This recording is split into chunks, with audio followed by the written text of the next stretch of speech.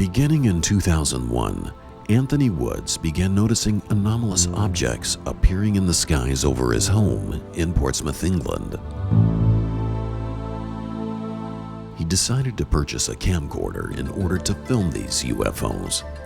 On countless occasions, Anthony witnessed these anomalous objects and captured them on video, often in the company of others. As each month passed, the objects would take on different forms. They would linger for several minutes at a time, or they would even appear as large fleets. And as the years went on, Anthony's archive of UFO footage would grow to well over 100 hours of footage. Little did he know when he began filming, Anthony would capture more UFOs on camera than any other person on the planet.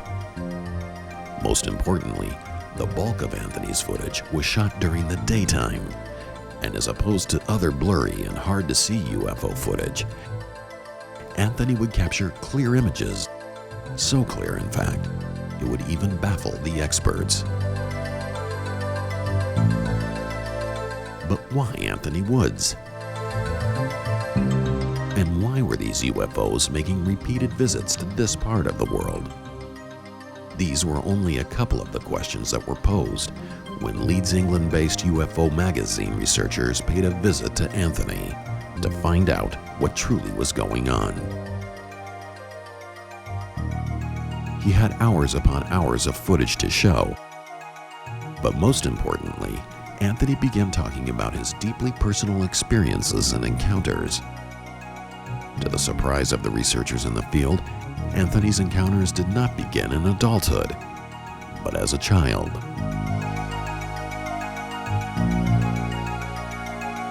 When I was a young boy, aged 8, back in 1972, happened on a bright, clear morning, November morning, a few puffy clouds about. Me and some friends were playing out in the street when all of a sudden my attention was turned towards the sky. I looked up, saw this round silver metallic object with portholes around the middle. I looked round to see where my friends had gone for a second, looked back again, and the object had gone. I mean, after the sighting in 1972, when I was age 8, I had a lot of recurring dreams about the phenomena, about UFOs. Even though I didn't know what it meant, I didn't know what UFOs really were and that. But I did have recurring dreams right through to adulthood. It touched me when I was really young, aged 8.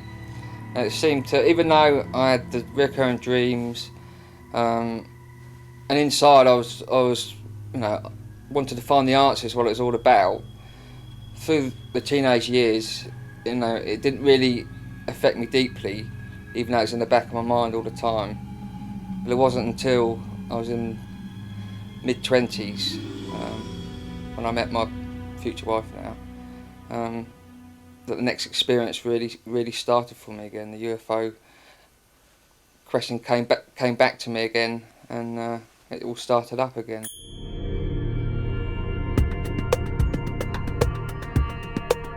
I think my next experience to do with UFOs happened in 1996. It was in May 1996, probably about 10:30, 11:15, at my parents' home. Opened the back door to the garden to let the dog out. Noticed the dog hesitated going out, cowered back from the door.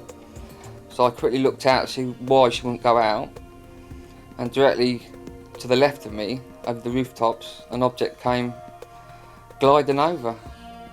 Massive, easily 30, 40 feet, silent, 50 feet above the rooftop. I was shocked, couldn't believe what it was. I just watched it as it glided gracefully and quietly over the rooftops, heading up towards Portsdown Hill. As it got into the distance, it became just a small ball of light, and it was really shocking. It really shook me up seeing this. And the next night, I mean, after that, I mean, I talked to my family about it. I told my wife, I said it's just amazing. And the next night, I opened the door up, probably about 9 o'clock again. Opened the door up, and there was a bright light really high up in the sky, but it was massive. This light was massive, dead still. I watched it for about 20 seconds, and it was just dead still. Then all of a sudden, this light started to move very slowly. I just watched it, and I cowered in the door a bit because it's quite a big light, and eventually it just seemed to move off. I just watched it go into the distance. When comparing Anthony's footage of sphere-like objects with the release of captured balloons, the difference is obvious. But what of other conventional airborne objects? During one afternoon spent in the rear garden of Anthony's home, UFO Magazine's cameras filmed a multitude of aircraft at different altitudes. But then, out of the blue, came a sphere-like UFO, which was filmed independently on 3 different cameras. Conventional and unconventional aircraft are familiar to most, as indeed are their military variants. But compared to many of the objects shot in close-up by Anthony Woods, they bear little relationship whatsoever. One man intrigued by Anthony's UFO fleet footage is Gary Hesseltine, a serving detective constable with the British Transport Police and the founder of police reporting UFO sightings, or PRUFOS as it is more commonly known. He received UFO reports from not only serving, but retired police officers. To Gary, it was the movement of the objects on film that he found so fascinating.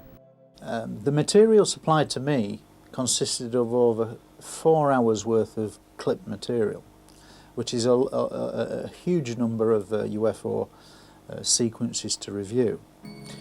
Many were out of sequence in terms of date and whatever. What I set about doing was cataloguing in a chronological order, much in the same way that I would do it for a video exhibit for court, is coming up with basically a review package that starts chronologically with the first event and ends with the last event.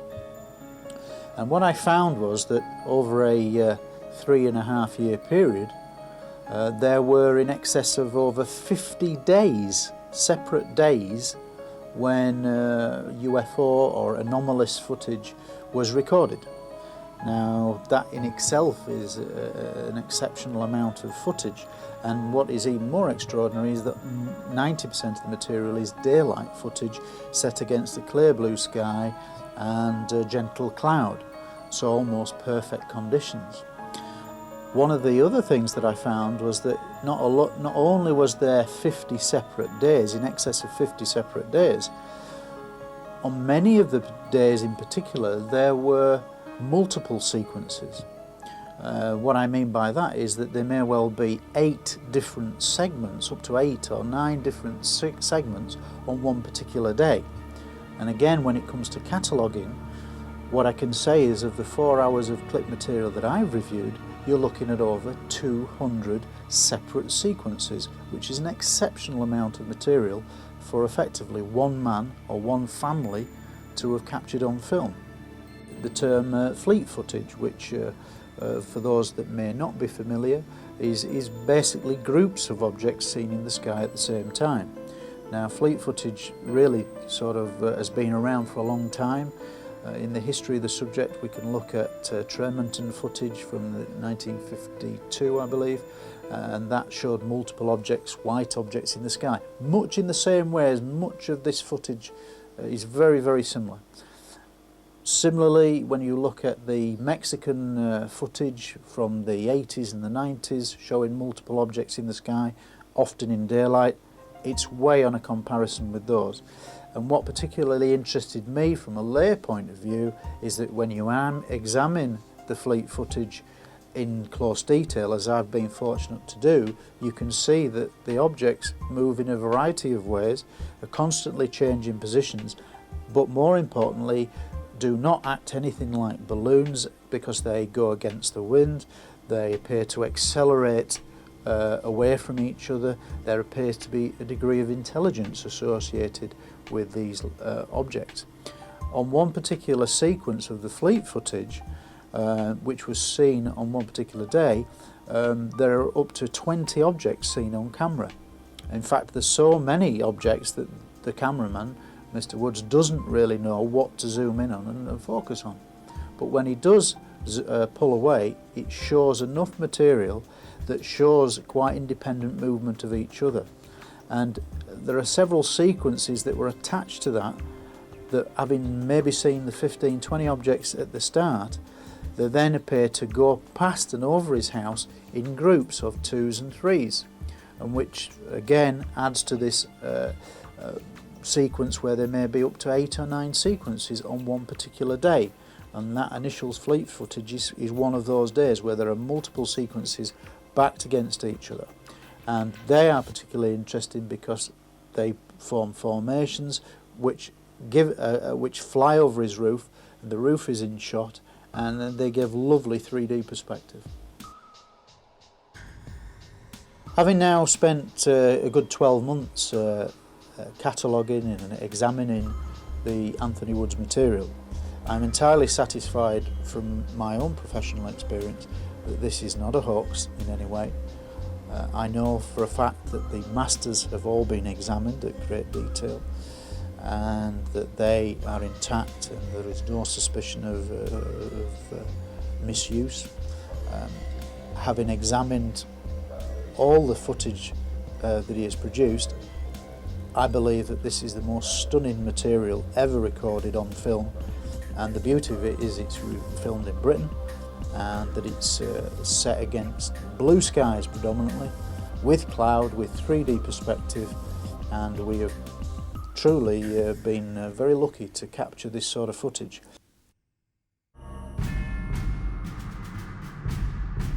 While the majority of UFO footage taken by Anthony were in the front and rear gardens of his home, there were occasions when he managed to record them elsewhere. More often than not, these events were in close proximity to military installations. Portsmouth has a rich history, including being the home for the British Royal Navy for centuries. Is there a connection between this military locale and Anthony's UFO sightings? For example, is this object shot for a considerable amount of time over such an installation? An unconventional, yet man-made, remotely powered vehicle?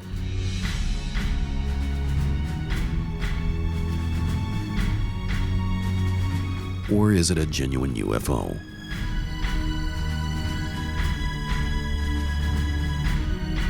Take a look at this sequence. At first glance, it appears like it's a piece of debris caught up in a gust of wind. But look closer. The object seems to make a controlled turn, as being piloted by an intelligent being, human or otherwise.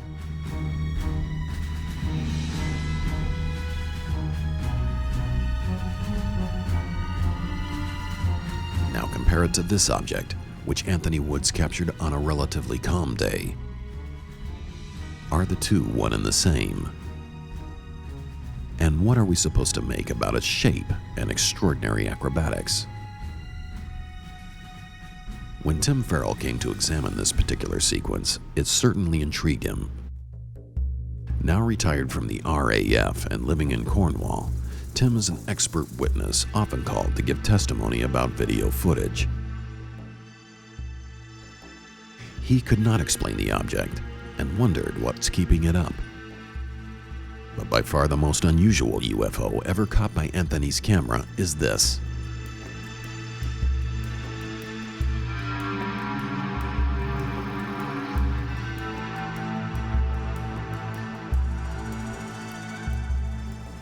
Filmed in the presence of his brother-in-law Tony, this object is beyond rational explanation.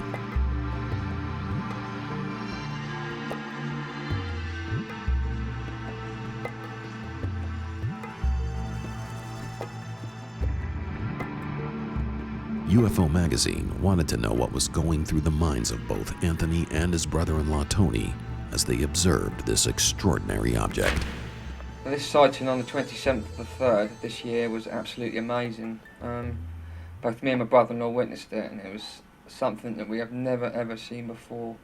It appeared to have structured lights on it. Just amazing sighting, wasn't it? Yeah, I mean, because the first thing that struck me about it was the light sequence. How they were changing, going on and off, and the object was moving very gracefully across the sky. I mean, we were just looking up, and it caught our attention out of the corner of our eye, and it was just there. And the lights themselves are really bright. I mean, I've got a good view in the binoculars, and they're very intense light. You said they're dome-shaped, didn't you?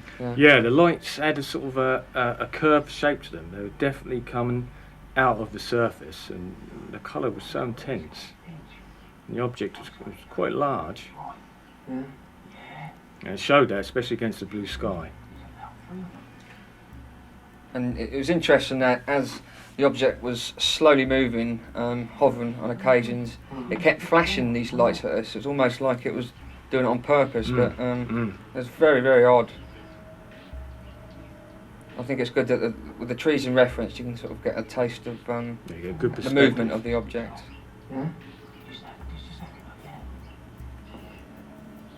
And it wasn't particularly very high to begin with. At the beginning, it was quite sort of low. It was, as it went on, it sort of increased in altitude, but it was in no hurry.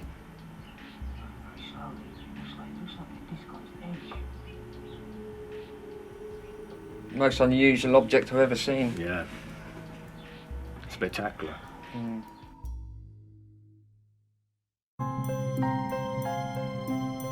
At a time when radio and optical astronomers continue their hunt for intelligent extraterrestrial life, and while probes continue to be launched towards worlds in our local neighborhood of space, wouldn't it be interesting if the answer to the greatest mystery of the cosmos was showing itself in Portsmouth, England?